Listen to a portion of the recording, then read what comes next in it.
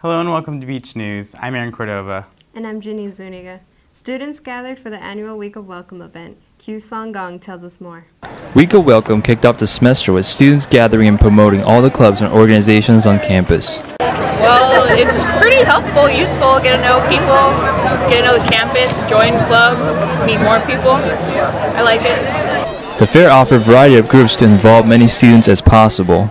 The annual event ended with Smorgasport on Friday. Charity systems in general, you got Brotherhood, you got events. It's just a way to be involved in your school. We do a lot of philanthropy. I think we raised like $6,000 on a cupcake last year. And it's just cool. You meet a bunch of people. I think it really brightens your whole high school experience, For Beach News, I'm Q Sung Gong. Concluding Week of Welcome, Smorgasbord brought out students interested in club sports and organizations. Monique Carnes reports. Smorgasport brought together a crowd of students for the finale of Week of Welcome on a Friday night. Smorgasport is an event where students can relax and unwind from classes to mix and mingle among peers. Than just the tabling, so I don't know, it just brings out a lot more people. People are here at the table a lot longer. It's pretty cool.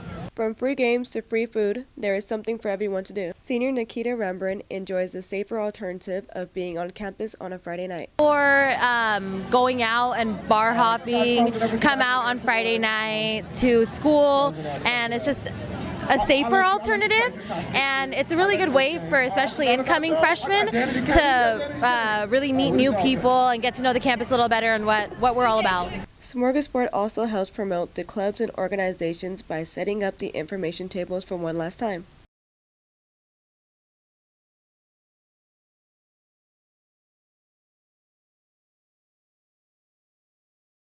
Yeah, I think it's a really good way to end the Week of Welcome because you have all the students coming out from the dorms and on campus, and you just get to meet people that you don't see on a regular basis. So I think that's a good way to have all the students interacting. Smorgasbord is a great, fun, safe way for students to get involved on campus and show their beach pride. Reporting from Beach News, this is Monique Carnes. The new shuttle schedule is creating headaches across campus. Karen Lopez takes a look. With the start of a new semester comes many new changes, including a completely different shuttle schedule. As the students have noticed, we used to have 2 shuttles that would run starting at 7 o'clock in the morning on our east campus and our west campus. Now, between 7 and 9, we no longer have the 2 shuttles. It's just one on the east and one on the west, and we no longer have the all-campus tripper. This new schedule is leaving many students frustrated, stressed, and worse yet, late to class. One student who was waiting for the shuttle to arrive was hoping to make it on time to class. I mean, if you think it's going to come at a certain time and it doesn't, how are you going to get to class on time? Fortunately for him, the shuttle did arrive, but others aren't so lucky. The college apparently did not send any emails out to the students, so when they started on Monday, they had no clue that this had happened, that there was cutbacks and only one shuttle running on each end. So yeah, they were late to class, not happy. I do have to come a little bit earlier sometimes just to make sure I get the right shuttle, but it's more frustrating in the sense that they stopped running earlier, at least the East Campus one. One way to assure you won't be late to class is to check the live bus map on csulbshuttle.com. To avoid the hassle of running to the other side of campus late, be sure to check out the shuttle schedule beforehand. Reporting to you for Beach News, I'm Karen Lopez. Students pay tribute to the lives lost in the Holocaust. Jacqueline Luna gives us an inside look. A portion of the Museum of Tolerance has moved into the 3rd floor of the University Library. The opening ceremony for the exhibit, A Courage to Remember, included Gerda Seifer, a Holocaust survivor. Cal State University Long Beach.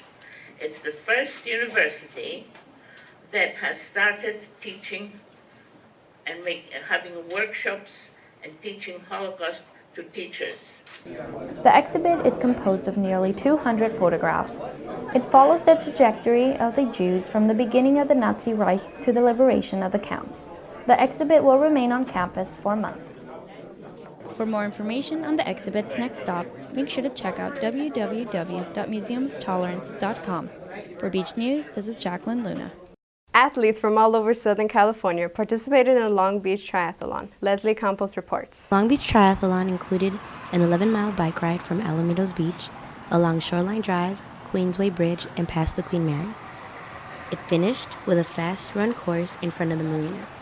There were Cal State Long Beach students that volunteered at the event and were motivated to participate in future triathlons. If I could, maybe. I don't know if I'd be able to actually finish it, but it'd be cool if I could. Proceeds will go to the Comprehensive AIDS Resource Education at St. Mary's Medical Center in Long Beach. It welcomed special needs students and offered all age divisions and relay teams, and they were later awarded with a Long Beach Triathlon medal at the finish line. For Beach News, this is Leslie Campos. Now we hand it over to Jared McKiernan with the latest in sports. This is the Beach Breakdown, your home for all the latest on 49er sports. The men's water polo team is 9-1 following the NorCal tournament. They shook off an early 8-7 loss to UC Irvine to win their next two. They beat St. Francis 11-8 and Air Force 16-9. Alexander Petrovich led Long Beach with 7 goals on the tournament. Sophomore Nick Rascon chipped in 6, including a season-high 4 against St. Francis. The women's soccer team posted a dominant 6-0 victory over St. Mary's on Sunday. The game was all Nicole Hubbard. The senior scored 3 goals for her first career hat trick. Goalie Caitlin Gustavus also recorded her 4th shutout of the year. The women's volleyball team squared off against the Idaho Vandals last weekend, but they would do so without their top hitter, Caitlin Ledoux. She's out with a leg injury. First set, Janisa Johnson off the block for the kill. The 49ers would, however, need a spark. Middle blocker Haley Hampton would provide just that. The sophomore was all over the net, letting nothing get by. Hampton again in the middle. She had 12 blocks on the night. Later, Jennifer Feicht of Idaho serving. Long Beach can't handle it. The Irvine native gets the ace. Setter Erin Julie finds Alma Serna in the middle for the kill. Hampton finished with 13 kills and 12 blocks for her 4th career double-double. The 49ers improved to 6-4. Thanks for tuning into the Beach Breakdown. I'm Jared McKiernan.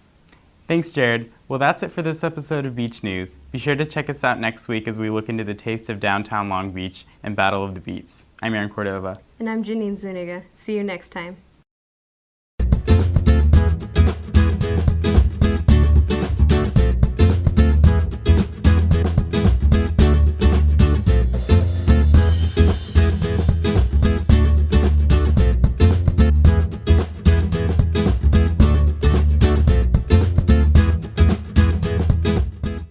Students pay tribute to... Shut up! I'm sorry to get so serious. I'm trying to poker face. Right, but you can start trying to get serious. Trying.